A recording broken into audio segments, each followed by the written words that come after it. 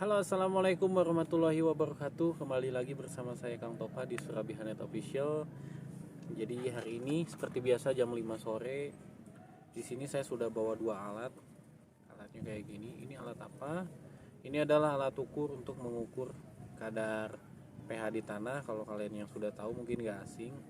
Nah, kali ini saya mau membuat perbandingannya antara alat ukur yang panjang ini ya. Ini ada dua cabang yang akan masuk ke dalam tanah untuk pengetesannya, dan ini ada 3 cabang. Nah, bedanya alat ini apa? Oke, bagi kalian yang ingin tahu, simak dulu yang ini.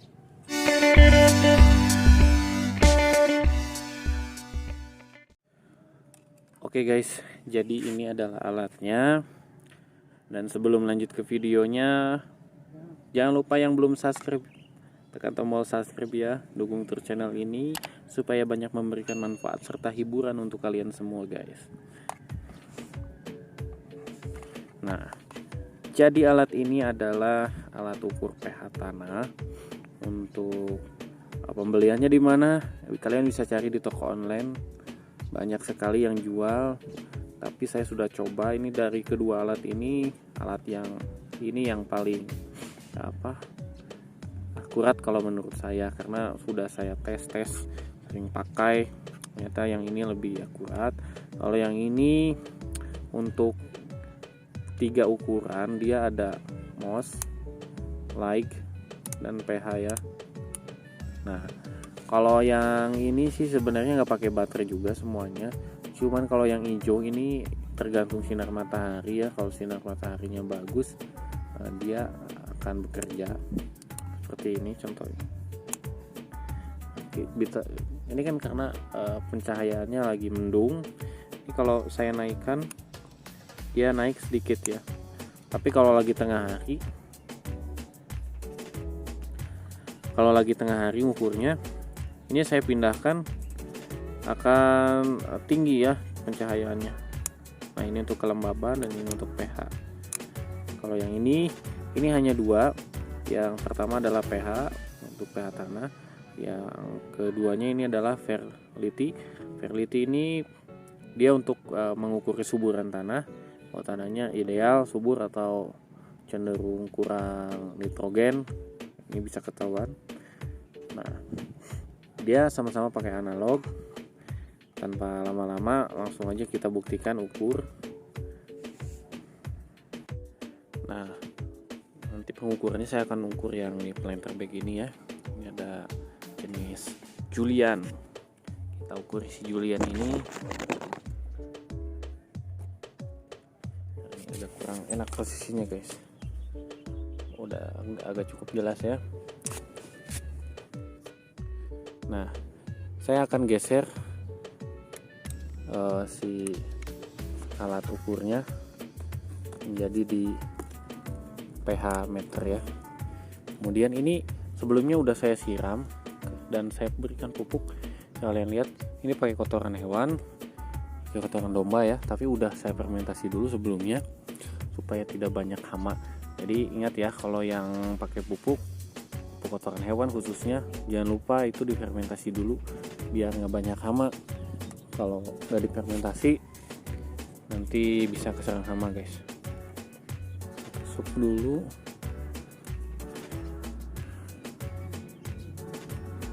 Oke.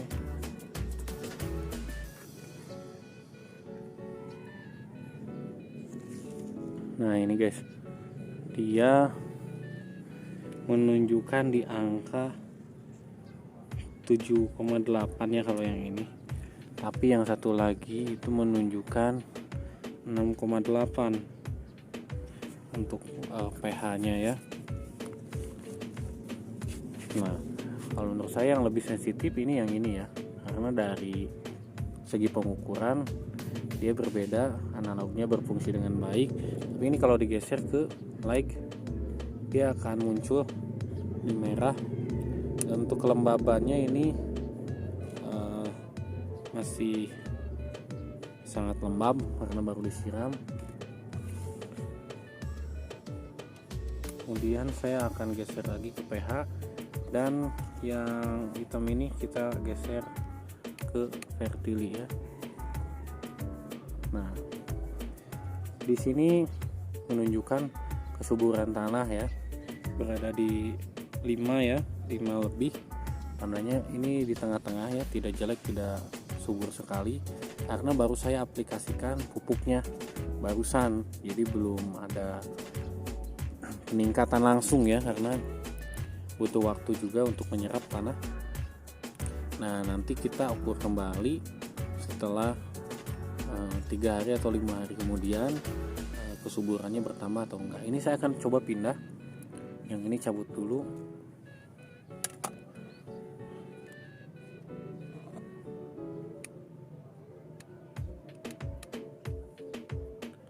Di Fertili ya, kita pindah ke agak tengahan. Ternyata cukup kurang bagus ke sebelah tengah. Kita colok lagi ya sebelah sini, rendah. Nah, jadi kita akan tahu kadar kesuburan tanah. Bila seperti ini, kita bisa tambahkan pupuk lagi untuk mengatur kesuburannya ya guys. Kita kembalikan ke pH. Untuk pH nya ideal ya, karena untuk anggur itu dari mulai 5 itu paling rendahnya ya, dan 6-7 itu yang idealnya.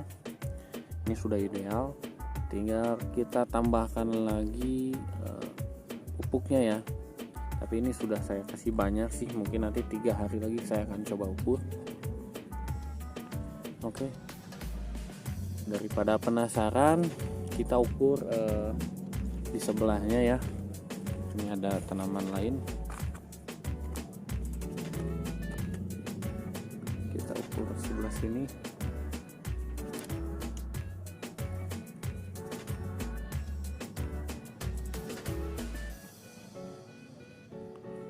Sama, tidak ada perubahan, tapi pH-nya tetap ideal juga. Suburannya di angka 4. Idealnya sih bagusnya 6-7. Tapi nggak apa-apa guys, yang penting pH-nya normal. Kalau pupuk itu bisa ditambahkan, tapi kalau pH yang rendah kalian bisa tambahkan dolomit. Kalau terlalu tinggi ya, kalian bisa tambahkan dolomit juga. Jadi kalau pH-nya itu, saya fokuskan. Nah, jadi kalau pH-nya itu tinggi, kalian tambahkan kotoran hewan ya, supaya pH-nya rendah. Tapi kalau pH-nya rendah, kalian tambahkan dolomit supaya pH-nya tinggi guys. Seperti itu, karena kotoran hewan itu bersifat asam ya, dia akan cenderung turun pH-nya. Tapi kalau kalian berikan dolomit, dia akan naik pH-nya. Jadi harus seimbang. Kalau hujan itu mengakibatkan pH-nya itu rendah, dan kotoran hewan pun sama. Nah, kita akan stabilkan dengan dolomit guys. Dolomitnya nanti tinggal ditabur aja ya di sekitar tanaman, supaya tanamannya tidak kekurangan nutrisi dan pH yang seimbang.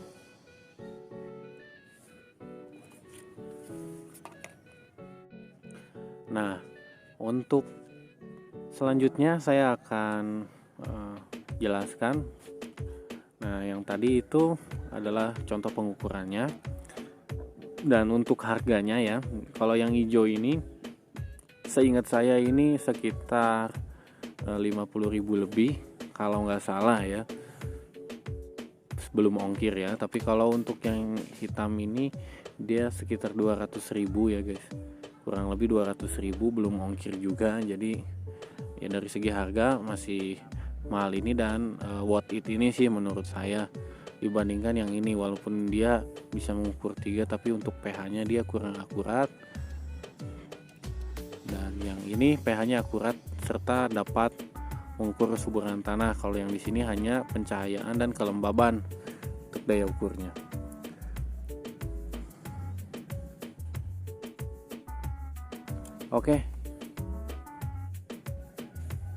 Oke, mungkin cukup sekian dulu pembahasan kali ini untuk perbandingan alat ukur pH.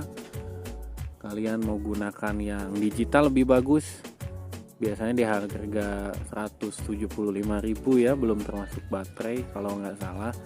Dan ada yang mahal juga yang jenis Takemura Jepang, itu bisa nyampe 1 juta atau 500.000, itu paling murah.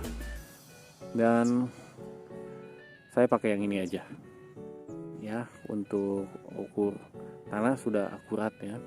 Oke, sekian dulu, terima kasih, sampai ketemu di video selanjutnya, semoga bermanfaat. Assalamualaikum warahmatullahi wabarakatuh.